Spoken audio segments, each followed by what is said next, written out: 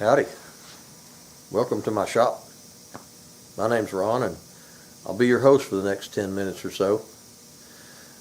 Being a fourth generation carpenter, wood is that's my language.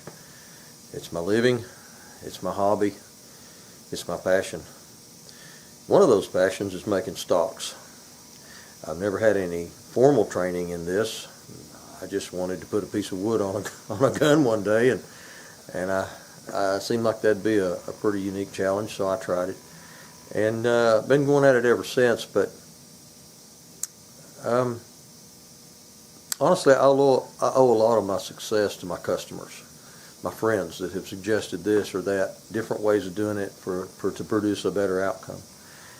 And so I appreciate them. I owe them a great deal. The finish that I use was suggested by a friend of mine that owns a gun shop in Georgia, a guy named Dan. I've been friends with him for many years, and I owe him for that knowledge. So I don't suggest that my way is the only way. That's just not the case. I picked up my abilities to do this from watching other people and seeing other things and then figuring out how to do that. So it's a process. Some ways are better, cleaner, faster. They require less effort. On and on it goes. And I'm open to learning new and better ways. I'm always looking for that. My grandfather used to say, never let a day go by that you don't learn something. So when I do, I'll often look up, thanks, Pop, because no matter how old you get, you still need to be learning new things. So come on in, see what's going on today. Good morning. Today I'm starting on a Winchester 1900. This is like a little boy's rifle. If it wasn't, it could have been if it wasn't officially named that, because it's a very short, itty-bitty 22 single shot. I'm guessing that it was made around 1900, or they wouldn't probably have named it that. But it is a model 1900 Winchester. It's actually labeled 22 short and long, so that tells me that probably a long rifle may not fit in there well. This is, it's been through it. It's a takedown. Obviously there's a takedown screw on the bottom of it here. It's got a healthy crack across there, and a little dose of bless your heart tape, which is what I call, used to be called friction tape. It's not electrical tape, or it may have been used as electrical tape at one time, but where I was raised, they called it black friction tape.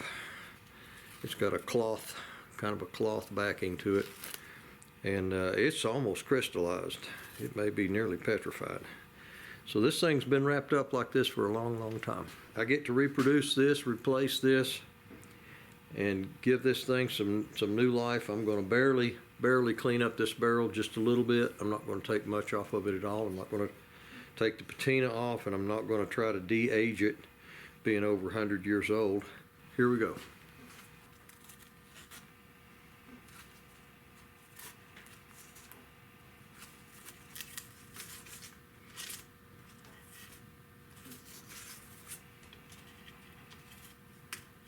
Somebody put a few screws in this thing, and actually a nail, to try to put it back together, and no telling how many decades it actually stayed together because of that.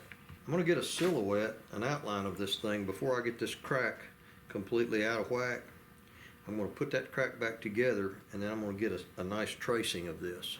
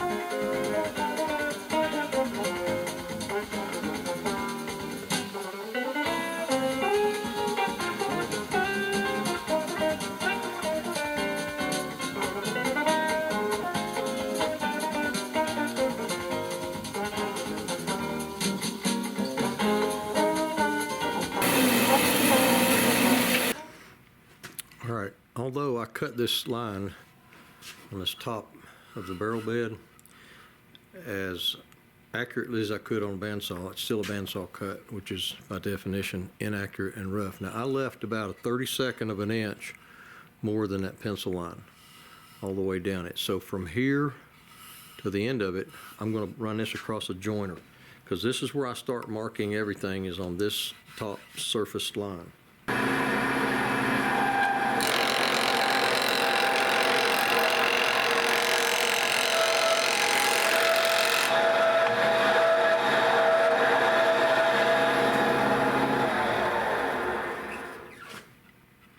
Excuse me, my noisy little joiner. I paid $10 for it at a yard sale about 40 years ago. But that gives me the surface, a smooth surfaced edge, fairly well machined surfaced edge that I'm looking for.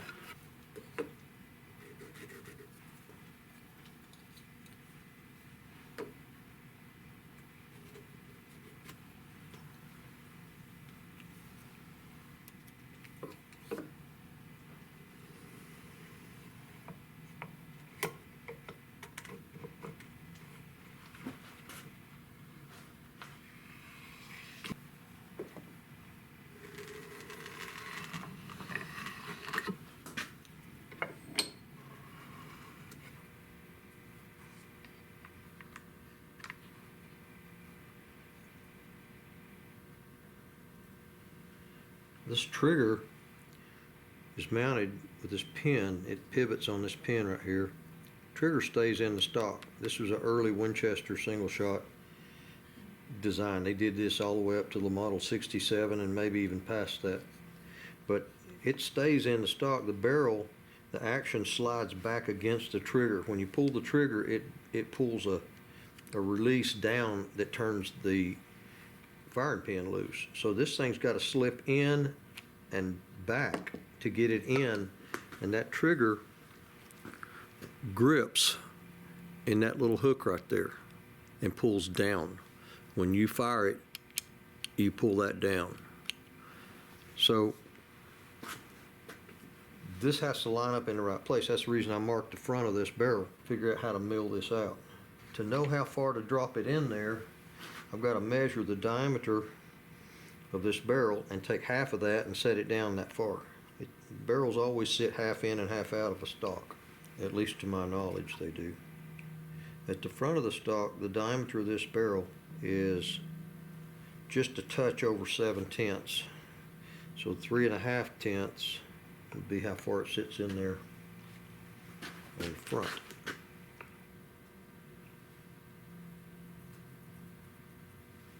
So this is the back, how far it sits down. So this lets me know the profile of that cutout.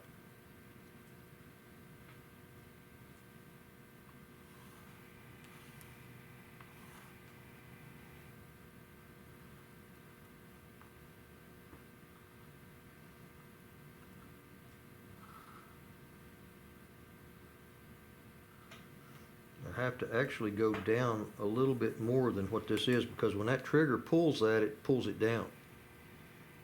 Probably about a 1/16 of an inch. I have to cut out for the trigger itself, which sits in there.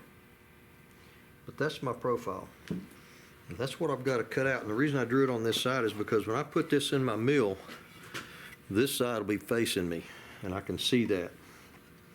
So I have my center line. I got my profile line. I can mill that out.